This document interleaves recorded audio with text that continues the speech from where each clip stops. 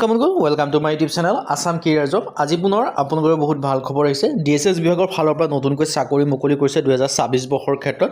8 পাছ হওক, 10 পাছ হওক, 12 পাছ হওক, ডিগ্ৰী পাছ হওক, সকলোৱে আবেদনসমূহ কৰিব পাৰিব। বয়সৰ সময়সীমা 18 পৰা 45 বছৰলৈকে পাৰিব। ডাইৰেক্ট ৱাকিং ইণ্টাৰভিউ হ'ব, কোনো এপ্লাই কৰিব নালাগে। ডাইৰেক্ট আপোনালোকৰ ইণ্টাৰভিউৰ কাৰণে যাব লাগে।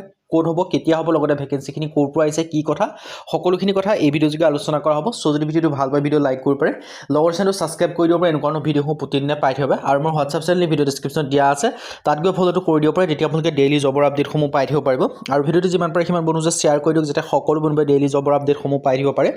দেখিব পাইছে DSS বিভাগৰ ফালৰ পৰা নতুনকৈ চাকৰিখিনি মুকলি কৰিছে 2026 বৰ্ষৰ ক্ষেত্ৰত। ৱাকিং ইণ্টাৰভিউ হয়। চ' 8 পাছ, 10 পাছ, 12 পাছ, ডিগ্ৰী পাছ সকলোৱে আবেদনসমূহ কৰিব পাৰিব। ভিডিঅ'টো আগবঢ়াৰ আগতে মই আপোনালোকক জনাই দিব বিচাৰিছোঁ, যদি আপোনালোকে ADA 3.0 কাৰণে প্ৰিপেৰেশ্যন কৰি আছে, কাৰণ এতিয়াৰ পৰা পঢ়া শুনা কৰিহে আপোনালোকে চিলেকশ্যনসমূহ লাভ কৰিব পাৰিব। কাৰণ ভেকেঞ্চিসমূহ আপোনালোকৰ ফেব্ৰুৱাৰী মাহত বা জানুৱাৰী মাহৰ শেষৰ সপ্তাহত অহা পূৰ্ণ সম্ভাৱনা আছে। চ' এতিয়াৰ পৰা আপোনালোকে প্ৰিপেৰেশ্যনসমূহ কৰিব পাৰিব। তাৰ কাৰণে আমাৰ টিমৰ তৰফৰ পৰা এটা কোৰ্চ প্ৰস্তুত কৰি লৈ আছে। কোৰ্চটোৰ বিষয়ে ডিটেইলছত জনাৰ আগতে আপোনালোকক মই দুটা কথা জনাই দিব বিচাৰিছোঁ। যদি আপোনালোকে কোৰ্চটো বাই কৰি লয়, বেলেগ আপোনালোকে কোনো পঢ়া, কিতাপ পঢ়া বা বেলেগ কোনো বুক পঢ়া দৰকাৰ নাই। কাৰণ ইয়াত কোনো কোৰ্চ কৰাৰ দৰকাৰ নাই, কাৰণ গোটেইখিনি অল চিলেবাছ কভাৰ কৰি, অল টপিক কভাৰ কৰি প্ৰস্তুত কৰি লৈছে কোৰ্চটো। চ' এই কোৰ্চটো পঢ়িলে বেলেগ কোনো পঢ়াৰ দৰকাৰ নাই।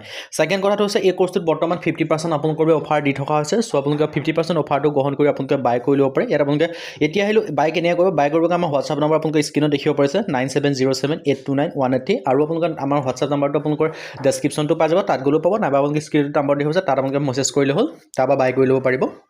এতিয়া আহিলে আপোনালোকে কি পাব এই কোৰ্চটোত। এই কোৰ্চটোত মেইনলি আপোনালোকে লাভ কৰিব পাৰিব 10,000 question with answer. ADA 3.0 grade 3, grade 4 বেছ কোৰ্চ 2026-27 দেখিব পাৰিছে।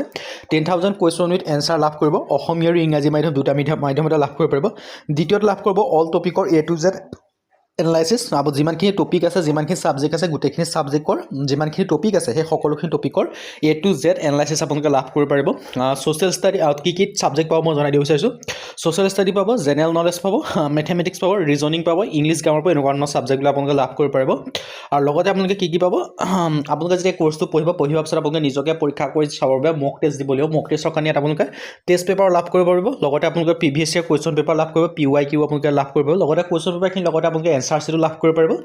আপোনালোকৰ এটা বহুত ভাল কোৰ্চ প্ৰস্তুত কৰি আছে। এই কোৰ্চটো পঢ়াৰ পিছত আপোনালোকৰ পৰা এনাফ হ'ব, কাৰণ ইয়াত সকলোখিনি ডিটেইলছ, সকলোখিনি ছাবজেক্ট, সকলোখিনি A to Z topic cover কৰি বনোৱা হৈছে। চ' যদি বাই কৰিব বিচাৰে, আমাৰ হোৱাটছআপ নম্বৰটো স্ক্ৰীণত দেখিব পাৰিছে 9707829183। তাত আপোনালোকে হোৱাটছআপত জাষ্ট মেছেজ কৰিলে হ'ল, আমি আপোনালোকক বাই কৰাৰ প্ৰচেছখিনি বুজাই দিয়া হ'ব। লগতে কিবা জানিবলৈ থাকিলে কোৰ্চটোৰ বিষয়ে আপোনালোকে হোৱাটছআপত মেছেজ কৰিলে হ'ল, সকলোখিনি আপোনালোকে বাই কৰি ল'ব পাৰিব। ডিটেইলছখিনি আপোনালোকে এনেকৈ দেখিব পাৰিছে। আৰু এইখিনি আপোনালোকৰ ADA 3.0 লেটেষ্ট কোৰ্চ হয়। গ্ৰেড 3, গ্ৰেড 4 ক্ষেত্ৰত দুইটা ক্ষেত্ৰতে পঢ়িব পাৰিব। আৰু লগতে বাকী যদি অন্যান্য কিছুমান কম্পিটিটিভ এক্সাম দি আছে, তাৰ কাৰণেও আপোনালোকে পঢ়িব পাৰিব। আছাম পুলিচ হওক বা ফৰেষ্টৰ হওক বা আপোনালোকৰ DME হওক, তাৰ কাৰণেও পঢ়িব। আৰু ADA কাৰণে বেষ্ট হয়। আপোনালোকে এতিয়া আহিলোঁ ডিটেইলছ দেখিব যে DSS ৰিক্ৰুটমেণ্টৰ ফালৰ পৰা। DSS মানে হৈছে ডাইৰেক্টৰ অফ হেল্থ ছাৰ্ভিচ, মানে যিটো আপোনালোকৰ স্বাস্থ্য বিভাগ হয়, তাৰ পৰা ভেকেঞ্চিখিনি মুকলি কৰি দিছে। আপোনালোকে ঠিক দেখিব পাৰিছে DSSৰ ফালৰ পৰা ভেকেঞ্চিখিনি মুকলি কৰিছে স্বাস্থ্য বিভাগৰ ফালৰ পৰা। চ' যদি আপোনালোকে স্বাস্থ্য বিভাগত যদি আপোনালোকে আবেদনসমূহ কৰিম বুলি ভাবি আছে, আপোনালোকে আবেদনসমূহ কৰি ল'ব পাৰিব। আৰু ইয়াত ধুনীয়াকৈ দেখিব পাৰিছে DSS শোণিতপুৰ ৰিক্ৰুটমেণ্টৰ ফালৰ পৰা ভেকেঞ্চিখিনি আছে। স্বাস্থ্য বিভাগৰ শোণিতপুৰৰ যিটো আছে ৰিক্ৰুটমেণ্ট ডিষ্ট্ৰিক্ট, তাৰ পৰা ভেকেঞ্চিখিনি মুকলি কৰিছে। আৰু অল আছামৰ কেণ্ডিডেট ভেকেঞ্চিখিনি ক্ষেত্ৰত আবেদনসমূহ কৰিব পাৰিব। আৰু এইখিনি ৱাকিং ইণ্টাৰভিউ হয়। চ' আপোনালোকে তাৰিখত, যিটো তাৰিখত ইণ্টাৰভিউ, সেই তাৰিখত আপোনালোকে গ'লেই হ'ল। আৰু মই তাৰিখ সম্পৰ্কে সকলোখিনি কথা জনাই দিব বিচাৰিছোঁ।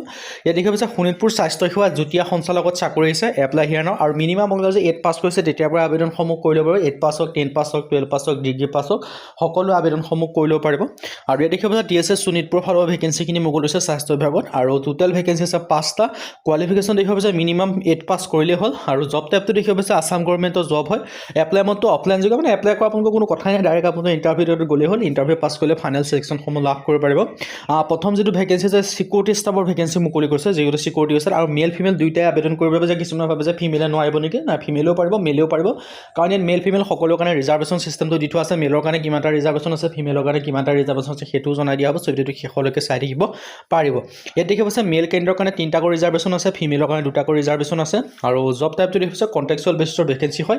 আৰু মিনিমাম কোৱালিফিকেশ্যন 8 পাছ কৰিলে হ'ল। মেক্সিমামটো উল্লেখ কৰা নাই। মিনিমাম যদি আপোনালোকে 8 পাছ কৰিছে বা 10 পাছ কৰিছে বা 12 পাছ কৰিছে তেতিয়া আবেদনসমূহ কৰি ল'ব পাৰিব মেক্সিমাম কিমান লাগিব সেই কথা আপোনালোকে দিয়া নাই চ' 8 পাছৰ পৰা আপোনালোকে আবেদনসমূহ কৰি ল'ব পাৰিব ডিটেইলছখিনি আপোনালোকে দেখিব পাৰিছে চ' এটা ভাল সুযোগ এটা ভাল সুবিধা আপোনালোকৰ বাবে মুকলি কৰিছে চ' সুযোগ আৰু সুবিধা আপোনালোকে মিছ নকৰিব যদি আপোনালোকে আবেদনসমূহ বৰ্তমানলৈকে কৰা নাই আপোনালোকে আবেদনসমূহ কৰি ল'ব পাৰিব আৰু 18 পৰা 48 বছৰ বয়সলৈকে আবেদনসমূহ কৰিব পাৰে উল্লেখ কৰি দিছে চ' 18 পৰা যদি আপোনালোকৰ 48 বছৰ বয়সৰ ভিতৰত হয় তেতিয়া আবেদনসমূহ কৰি ল'ব পাৰিব আৰু ইয়াত আপোনালোকৰ যিটো ৱাৰ্কিং ইণ্টাৰভিউ ডেট আছে সেই ডেটৰ মতে আপোনালোকে গ'লেই হ'ল ইণ্টাৰভিউ দিবলৈ আৰু ইণ্টাৰভিউত পাছ কৰিলে ফাইনেল আপোনালোকে চিলেকশ্যনসমূহ লাভ কৰিব পাৰিব আৰু ডিটেইলছখিনি ধুনীয়াকৈ দেখিব পাৰিছে আৰু বয়সটো আপোনালোকৰ 1/1/2025 হিচাপ কৰা হ'ব চ' জানুৱাৰী মাহৰ 1 তাৰিখ 2025 চনত আপোনালোকৰ যদি 18 পৰা 48 বছৰৰ ভিতৰত আছে সেই হিচাপত আপোনালোকক কৰা হ'ব আৰু যদি আপোনালোকে ৰিলেক্সেশ্যন বিচাৰে বা ৰিলেক্সেশ্যন যদি দিয়ে সেই হিচাপত যিটো গভৰ্ণমেণ্টৰ ৰুল আছে SC/SC কাৰণে 5 বছৰকৈ OBC কাৰণে 3 বছৰকৈ PWBDৰ ক্ষেত্ৰত 10 বছৰকৈ আৰু আপোনালোকৰ যদি ইণ্টাৰভিউ ডেট হয় সেইটো হৈছে 29 ডিচেম্বৰ 2025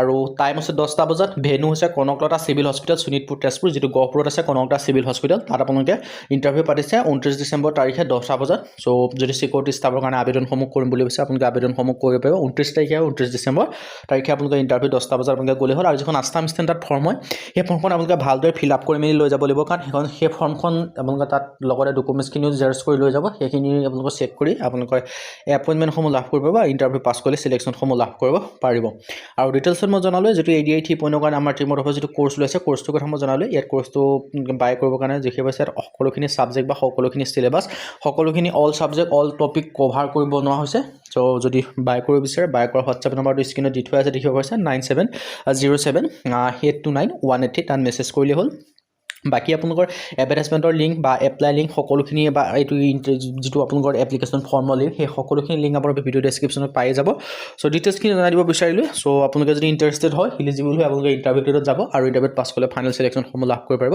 এতিয়া আহিলে মই যিটো কোৰ্চৰ কথা কৈছিলোঁ আপোনালোকে যে কোৰ্চটো বাই কৰিব বিচাৰে তাত আপোনালোকে বেলেগ কোনো পঢ়া দৰকাৰ নাই বেলেগ কোনো কোৰ্চ কৰা দৰকাৰ নাই ইয়াতে সকলোখিনি আপোনালোকৰ সম্পূৰ্ণ আছে চ' ইয়াত আপোনালোকে দুটা কথা জনাইছে কোৰ্চটো বাই কৰিলে বেলেগ কোনো কোৰ্চ কৰা দৰকাৰ নাই বেলেগ বুক পঢ়া তাৰ যিটো সেকেণ্ড কথা হৈছে ইয়াত 50% বৰ্তমান অফাৰ চলি আছে আৰু অফাৰটো আপোনালোকৰ লিমিটেড টাইমৰ কাৰণে চ' সোনকালে গৈ বাই কৰিলেও হোৱাটছআপ স্ক্ৰীনতে দিয়া আছে আজি ভিডিঅ' মানে যদি ভিডিঅ'টো লাইক কৰিব লগতে ছাবস্ক্ৰাইব কৰি দিব